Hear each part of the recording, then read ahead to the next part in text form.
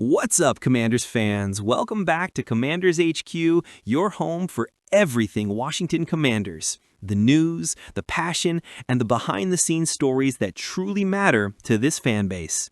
Before we dive in, hit that like button because this team is pushing harder every single week to perfect itself, to grow, to learn, and to bring those long-awaited win results back to DC.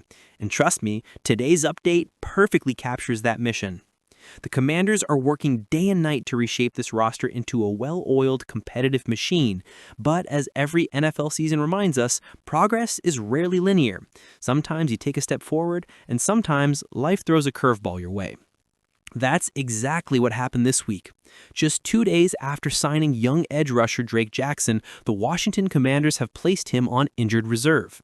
Now, at first glance, that headline might sting. He signed a player to address a glaring defensive need, and boom, he's on IR before even suiting up. But there's more to this move than meets the eye. Reports quickly surfaced that this was part of the plan all along. The Commanders weren't blindsided by Jackson's condition. They knew exactly what they were doing. According to multiple insiders, Adam Peters and Dan Quinn intended to stash and save the former second-round pick out of USC, a player who flashed major potential with the San Francisco 49ers before a brutal patellar tendon tear ended his 2023 season. Jackson is still just 24 years old, and his upside is undeniable. This isn't a desperation signing, this is a calculated long-term investment. He'll be forced to miss at least 4 games, making his earliest possible debut Week 11 when the Commanders face the Miami Dolphins in Madrid, Spain. That matchup suddenly feels like it could be the beginning of something exciting, a debut overseas for a player the Commanders believe can help reshape their defensive front for years to come. And before the injury, Jackson showed real flashes of being a difference maker. In just 23 games with the 49ers, he recorded 21 tackles, 6 sacks, 9 quarterback hits, 9 passes defensed, and even an interception. He was never a full-time starter, but anyone who watched him play saw glimpses of an explosive first step and a long, fluid frame, a classic modern edge rusher. And let's not forget the connection here. Adam Peters was part of the 49ers front office when Jackson was drafted. So this move isn't a gamble, it's a reunion based on belief. Peters saw Jackson's talent firsthand. He knows what this kid can be when healthy. For a defense that's still searching for consistency on the edges after injuries to Dietrich Wise and Javonte Jean-Baptiste, a future pairing of Dorrance Armstrong and Drake Jackson could be something special. Dan Quinn has emphasized all season long, Washington needs youth and speed on defense. This move fits that blueprint perfectly. Yes, Jackson is on IR now, but the Commanders have the luxury to let him recover at his own pace. This team isn't just playing for Week 7, they're playing for the next 3 to 5 years. And while Jackson gets healthy, Washington has veterans like Preston Smith and Von Miller to stabilize the pass rush rotation. Add Armstrong's relentless energy, and you've got a mix of experience and youth that can eventually blossom into one of the NFC's toughest defensive fronts. That's the long game, and Peters is clearly playing it well. Now, let's switch gears to the other big headline this week, and one that could make a massive difference on Sunday. After missing 3 straight games, Terry McLaurin might finally be back. That's right, head coach Dan Quinn confirmed that McLaurin will get a full week of practice before the Commanders make a final decision. Nothing's set in stone yet, but things are trending in the right direction. And the timing couldn't be more perfect. The Dallas Cowboys are next on the schedule, and this matchup is personal. Dallas is expected to get CeeDee Lamb back from injury as well, setting the stage for a divisional showdown between 2 elite wideouts who define their respective teams. If McLaurin is cleared, he's not just coming back, he's coming back hungry. The impact of McLaurin's potential return goes beyond the stat sheet. Rookie wide receiver Jalen Lane said it best in his interview with 7 News DC. It's huge, man, getting Scary Terry back. He's just a great leader for this team, especially for me in the room, so it'll be amazing to get him back on the field. That's not just rookie admiration, that's genuine respect from a young player who's been learning what it means to be a pro. And it's not just Lane. Jaden Daniels spoke glowingly of McLaurin's consistency, calling him the kind of player who never cheats the game. With Noah Brown now headed to injured reserve, McLaurin's presence becomes even more crucial. The Commanders' receiving core needs that spark, that reliability. Against Chicago, the absence of a true WR1 was glaring. The team's leading receiver had just 46 yards, and while players like Luke McCaffrey and Chris Moore stepped up with big moments, it wasn't enough to push Washington over the hump. McLaurin changes that instantly. His chemistry with Daniels, his leadership, his route precision, all of it makes everyone around him better. Sitting at 3-3, this is the part of the season where momentum matters most. The Commanders can't afford to let the division slip away, and facing the Cowboys, their most bitter NFC East rival, adds an emotional edge that's impossible to ignore. The defense is trying to find rhythm, the offense is looking for its identity, and now the potential return of McLaurin could unify this roster at the exact right time. Dan Quinn knows it, Adam Peters knows it, and if there's one thing this fan base understands, it's that the best moments in Washington football history have always come when nobody believed they'd bounce back. That's what makes this week so fascinating. A stash and save signing on one end and a potential superstar return on the other. It's a perfect mix of hope for the future and urgency for the present. Of course, it won't be easy. The Cowboys are getting healthier too. Dak Prescott has been playing his best football of the year, and their pass rush, led by Micah Parsons, remains one of the league's most dangerous. For Washington, it's all about execution. Fewer turnovers, sharper red zone efficiency, and smarter situational football, the very things Dan Quinn said this team needs to play complementary football. If the Commanders can do that, if they can play connected football and get Scary Terry back, they can absolutely make a statement in Dallas. After a heartbreaking Monday Night Football loss to the Chicago Bears, the Commanders sit at 3-3, a record that doesn't quite reflect how close this team has been to greatness in several games. They've had flashes, moments where the offense hums, where the defense clamps down, but inconsistency has held them back. Now it's time to see how this young squad responds when the lights are brightest, and there's no player under more scrutiny or more ready for redemption than Jayden Daniels. The rookie quarterback has been electric all season, but last week he made some mistakes. 2 costly turnovers that he immediately took responsibility for. He didn't point fingers, didn't deflect. He owned it. That's leadership, and that's the kind of accountability that builds great teams. So, what better way to bounce back than by walking into AT&T Stadium and torching your most hated rival? Here's the good news for Commanders fans. Jayden Daniels might be walking into the perfect storm for a breakout performance.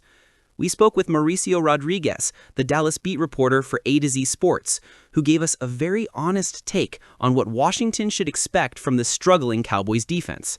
He said, and I quote, "Anywhere he wants, to be honest. The Cowboys defense has been unable to get anything going versus the run or the pass." That's right.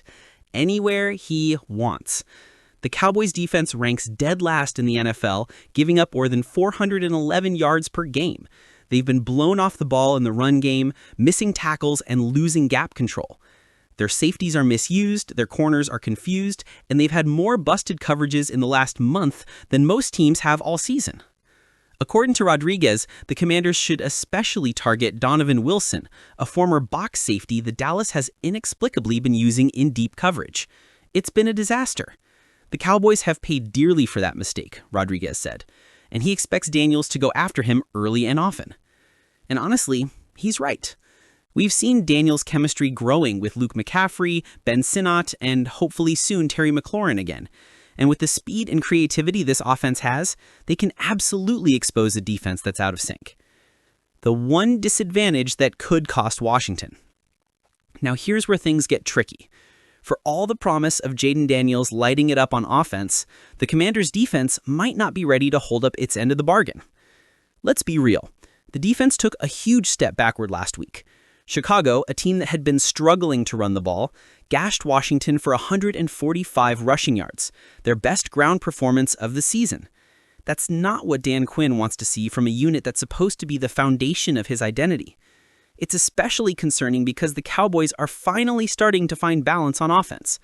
Running back Royce Williams has been a steady force, not a flashy home run threat, but a guy who turns negative plays into small gains and keeps drives alive. Mauricio Rodriguez summed it up perfectly.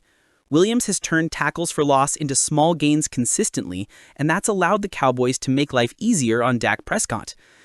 That's a problem for Washington, because when you allow Prescott to stay in manageable downs, he gets comfortable, he gets confident, and that's when he starts connecting with CeeDee Lamb and George Pickens, who's been a nightmare for secondaries all year.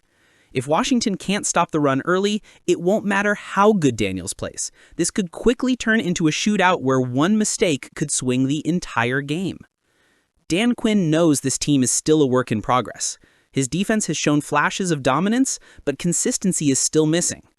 When they've played complementary football, when the offense, defense, and special teams all feed off each other, this team looks dangerous. But when one side falters, things unravel fast. Against Dallas, they can't afford that. This is a game where the Commanders need to bring balance.